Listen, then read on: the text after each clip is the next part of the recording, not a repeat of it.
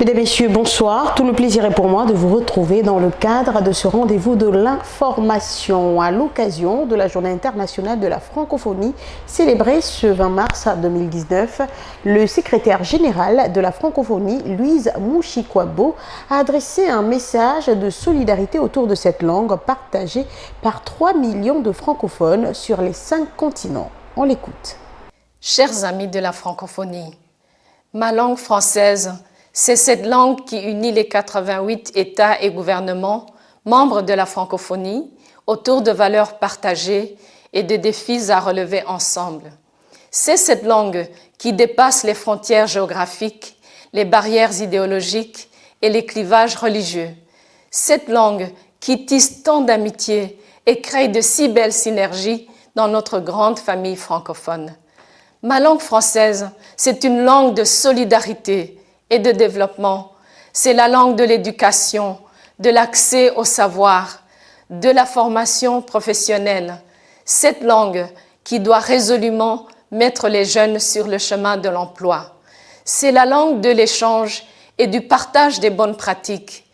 Pour moi, qui suis citoyenne du monde, profondément africaine et originaire de ce village nommé Rwanda, ma langue française vit et cohabite avec mes autres langues. Ma langue maternelle et nationale, le Kinyarwanda, et mes autres langues de travail, l'anglais et le swahili. C'est cela ma langue française, cette langue qui, sans complexe, s'impose, se vit et s'intègre dans un contexte plurilingue. Alors vous, que vous soyez du sud ou du nord, que vous viviez près des dunes du désert, ou dans les grandes plaines enneigées, en milieu rural ou dans une de nos modernes métropoles. Vous qui avez la chance de faire partie des 300 millions de personnes qui partout dans le monde parlent français. Vous aussi qui avez choisi d'ajouter le français à votre riche palette de langues. En ce 20 mars, Journée internationale de la francophonie, quelle est votre langue française? En tant que secrétaire général de la francophonie, je veux que nous menions ensemble des actions concrètes et réalistes pour un repositionnement de notre langue commune.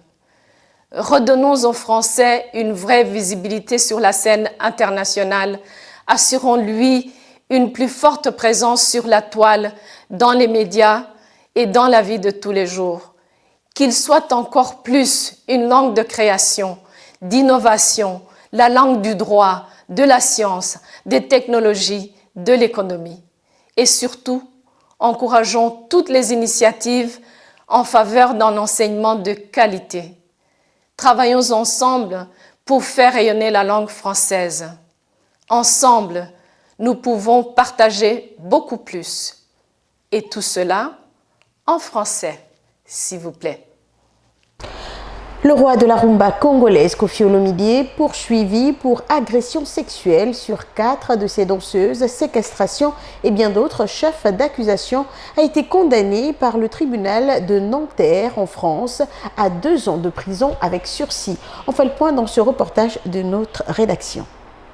Le chanteur congolais et roi de la rumba, Koffi Olomide, la soixantaine révolue, a été condamné par le tribunal de Nanterre en France ce lundi 18 mars 2019 à 2 années de prison avec sursis pour agression sexuelle sur 4 de ses danseuses.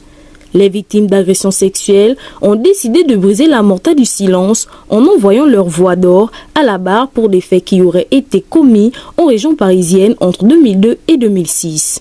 Il devait également comparaître pour avoir facilité l'entrée et le séjour irrégulier en France des plaignantes pour les avoir fait travailler illégalement en les sous-payant, voire en les privant de rémunération et pour séquestration. Pour son avocat, le tribunal a tranché. Écoutez, Koffi Olomide a été relaxé de la quasi-totalité des accusations qui avaient été formulées contre lui. Il n'est condamné que pour une de ses accusatrices, et encore les faits ont été requalifiés. Par conséquent, c'est tout le dossier d'accusation qui s'écroule, toute cette construction.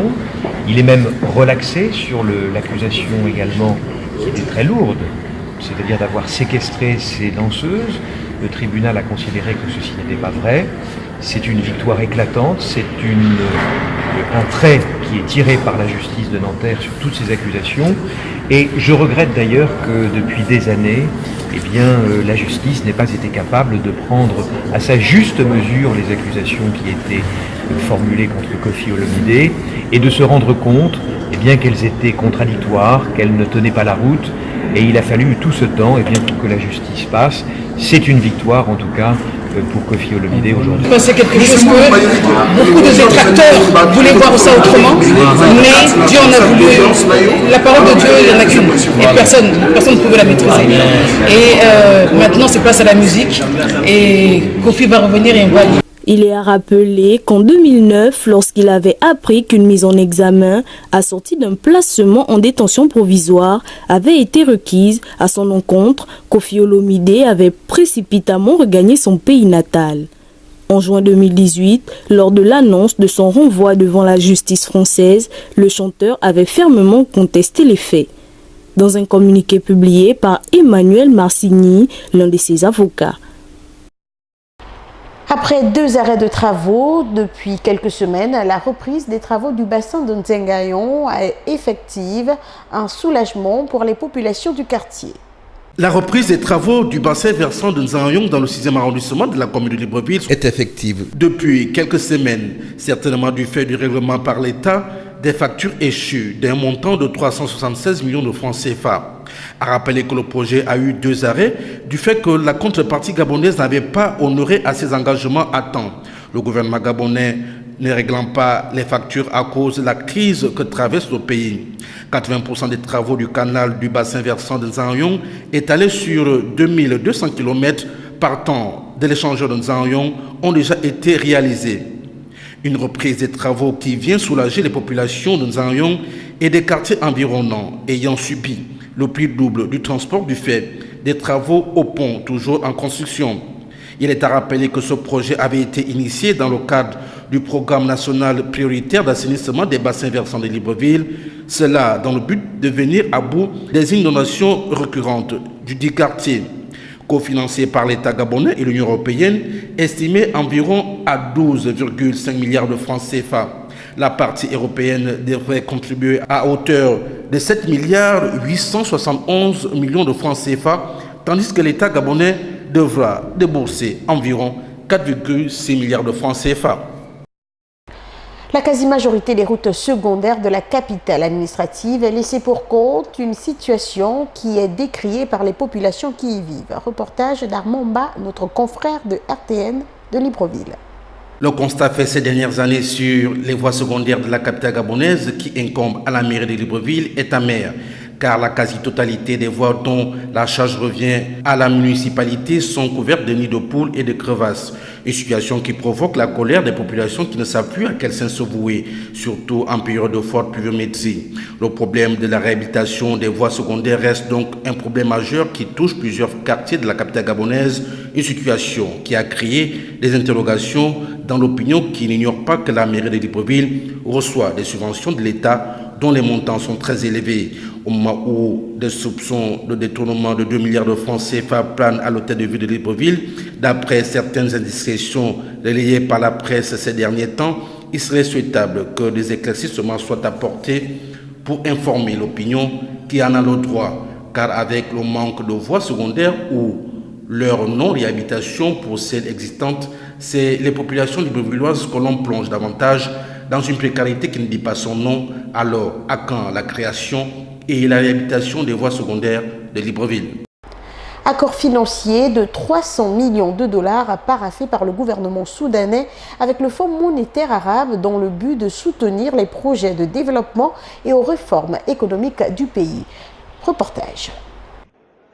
Le gouvernement soudanais a paraphé 2 accords financiers de 300 millions de dollars avec le Fonds monétaire arabe. Dans le détail, 230 millions de dollars serviront à soutenir la balance des paiements, tandis que 70 millions de dollars sont destinés à aider le Soudan à commercer avec d'autres États arabes. Selon les observateurs, cet investissement du Fonds monétaire arabe apparaît comme un appui aux projets de développement et aux réformes économiques au Soudan. Le Soudan souffre au niveau de ses grands agrégats macroéconomiques. L'apport que vient de lui faire le Fonds monétaire arabe va aider le Soudan à investir dans les secteurs à fort potentiel qu'il comporte. L'actuel investissement du Fonds monétaire arabe porte à 12 le nombre de prêts consentis d'un montant total de 553 millions de dollars au Soudan au cours de la période allant de 1979 à 2019. Un appui intervenant au moment où le Soudan traverse une instabilité politique en raison de la pénurie de devises étrangères depuis décembre 2018. Le geste du Fonds monétaire arabe est une manière de rompre l'isolement du Sud-Soudan sur le plan bancaire et financier et aussi de recréer, je pense, un courant d'investissement que l'État n'arrivait plus à faire depuis quelque temps par lui-même en raison de cette confluence de facteurs négatifs. Pour rappel, le Fonds monétaire arabe a été mis sur pied par la Ligue arabe pour corriger et équilibrer les paiements de ses États membres. Il vise également à faciliter et à promouvoir les échanges commerciaux entre les États membres et supprimer les restrictions de paiement. L'art était au cœur des échanges du Forum international Afrique Développement organisé en partenariat avec l'association Art Cab pour la promotion 2019. Reportage. L'art était au menu du Forum international Afrique Développement 2019, organisé en partenariat avec l'association Arcan pour la promotion et la sauvegarde du patrimoine. L'exposition dénommée Travel West a été l'occasion de revenir sur le rôle que joue la fondation Attijari Wafa Bank dans le domaine de la promotion d'artistes émergents et de l'entrepreneuriat artistique. Et Travel West est une invitation au voyage vers une nouvelle direction qui est le East. Donc, ni l'ouest, ni l'est. West est la fusion du mot west en anglais et du mot east en anglais. Et l'idée d'incarner à travers cette exposition culturelle que les participants pouvaient découvrir à travers leur parcours. Travel West invite au voyage et à la découverte de la culture des autres. Elle regroupe une soixantaine d'œuvres issues de la collection Attijari Wafa Bank et de la collection Arcan, mettant à l'honneur de jeunes espoirs de la scène émergente du continent et de la diaspora, ainsi que des artistes consacrés. La résonance et le dialogue des artistes africains entre eux, et donc cela contribue à casser les frontières, à décloisonner et à regarder notre Afrique autrement, sachant que pendant de nombreuses années on était orienté vers le nord. Aujourd'hui nous pouvons dire que nous sommes en train de nous regarder entre nous et de nous découvrir. 2 jours durant et attaché à son credo, sans culture pas de développement, le groupe Attijari Wafa Bank a œuvré une nouvelle fois à la promotion de l'art dans un environnement favorable à l'échange interculturel. Le président algérien Abdelaziz Bouteflika a confirmé dans un message ce mardi 18 mars qu'il compte prolonger son mandat au-delà de son terme constitutionnel. Africa 24 pour plus de détails. Le président algérien Abdelaziz Bouteflika n'entend pas partir immédiatement. Le chef de l'État a confirmé dans un message ce 18 mars qu'il prolongerait son 4e mandat au-delà de son terme constitutionnel. Dans une lettre, le président réaffirme le plan présenté le 11 mars dernier, un plan qui prévoit une conférence à l'issue de laquelle sera organisée l'élection de son successeur. Que l'Algérie vive dans un avenir proche, une transition harmonieuse et assiste à la remise de ses rênes à une nouvelle génération.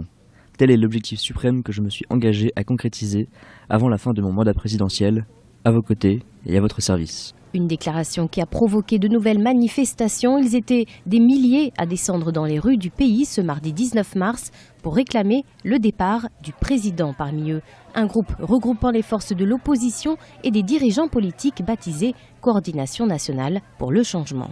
Ce collectif, en quelque sorte, il propose donc une feuille de route qui est nouvelle en tenant compte le respect des libertés, bien évidemment la constitution d'un comité de transition, une instance collégiale donc qui sera composée de personnalités politiques et issues de la société civile. Et le gouvernement, pour le moment, n'est pas prêt de reculer d'un centime. Donc, ils sont toujours dans cette position de débat, d'essayer de trouver des solutions, mais Bouteflika est toujours là. Pour rappel, le premier tour de l'élection présidentielle était initialement programmé ce 18 avril 2019. La campagne officielle, quant à elle, devait débuter ce 25 mars. Une élection désormais reportée pour l'heure. Aucune nouvelle date n'a été communiquée.